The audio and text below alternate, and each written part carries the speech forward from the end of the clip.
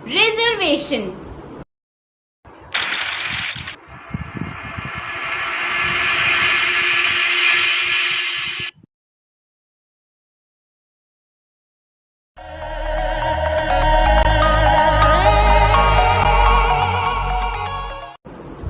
क्या ये हमारी कंट्री के स्टूडेंट्स का फ्यूचर सिक्योर कर रहा है या ये हमारी कंट्री के स्टूडेंट्स का फ्यूचर खतरे में डाल रहा है?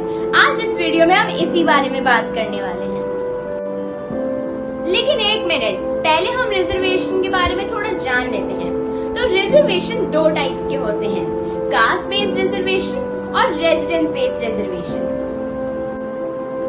अब सबसे पहले हम ये जान लेते हैं कि ये जो कास्ट बेस्ड रिजर्वेशन है ये हमारे एजुकेशन सिस्टम में क्यों आया, इसकी क्या नीड थी। तो फ्यू इयर्स बैक आज की तरह ही गवर्नमेंट एग्जाम्स, कम्पिटिटिव एग्जाम्स हुआ करते थे एंड तब गवर्नमेंट ने रियलाइज किया कि जो बैकवर्ड क्लासेस के बच्चे थे वो अपनी इकोनॉमिक कंडीशन की वजह से इतने रिसोर्सेज नहीं पा रहे थे, जिसकी वजह से वो अपने स्टडी पोटेंशियल तक रीच नहीं कर पा रहे थे। एंड इसी को ध्यान में रखते हुए उन्होंने कॉलेज एडमिशंस के टाइम पर इन स्टूडेंट्स के लिए कुछ सीट्स रिजर्व कर दी एंड यही से शुरुआत हुई थी कास्ट बेस्ड रिजर्वेशन की इंडियन एजुकेशन सिस्टम में। अब आप बोलोगे कि ठीक है, इसमें गलत क्या है? बिल्कुल, इसमें गलत कुछ नहीं है। बैकवर्ड क्लासेस को आगे लाना बिल्कुल जरूरी है ताकि वो भी हमारे पेस पर चल सके एंड हम सब मिलकर इंडिया को एक डेवलप्ड कंट्री बना सके।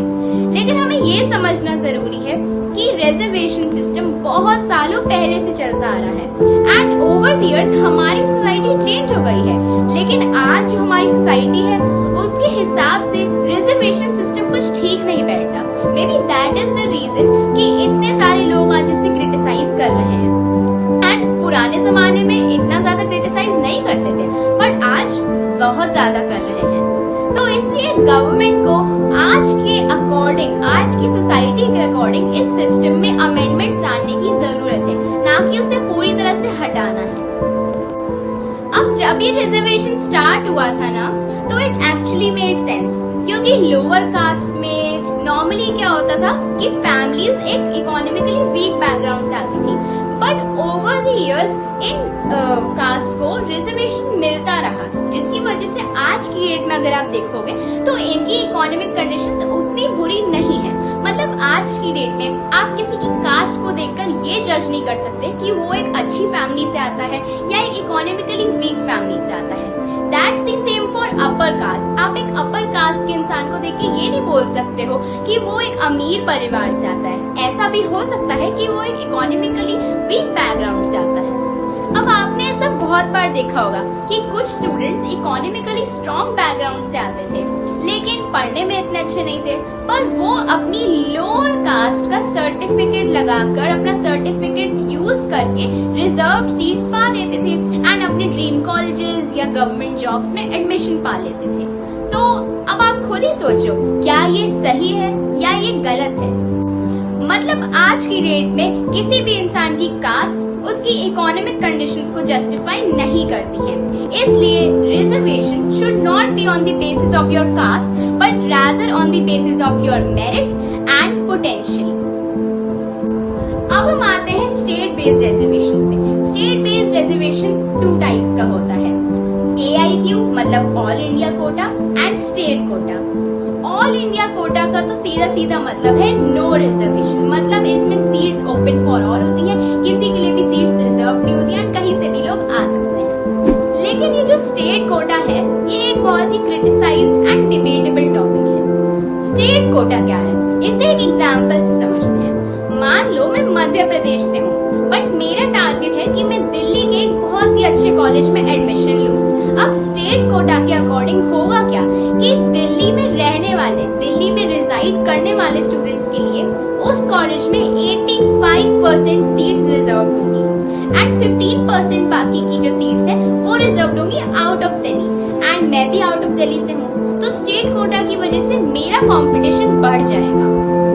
इसका मतलब ये है कि अगर आप अपने स्टेट से बाहर किसी स्टेट का कोई कॉलेज एम कर रहे हो तो जिस स्टेट में आपका एम कॉलेज है वो स्टेट के बच्चों के लिए 85% सीट्स रिजर्व हो जाएंगी एंड आप उन कुछ बच्चों में से हो जो कि बस 15% है एंड उनके लिए बस उतनी ही सीट्स रिजर्व है।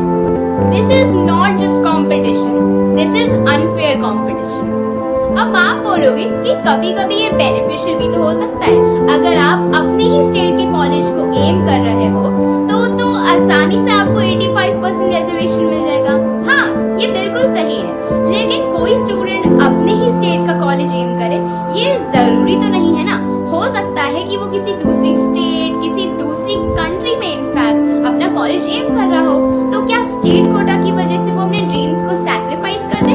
नहीं, बिल्कुल नहीं, ऐसा नहीं होना चाहिए, क्योंकि ये उसके करियर से रिलेटेड है।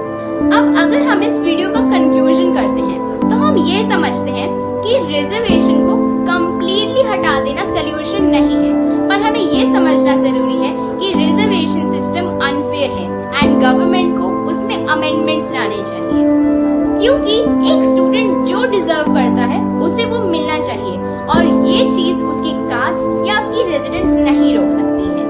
उसे हर चीज उसके मेरिट और उसके पोटेंशियल के बेसिस पर मिलनी चाहिए। So that is it for today's video. अगर आपने आज की वीडियो से थोड़ा सा भी रिलेट किया, then make sure to leave a comment down below and subscribe to the channel for more such videos. Till then, stay informed, stay safe. Thank you very much.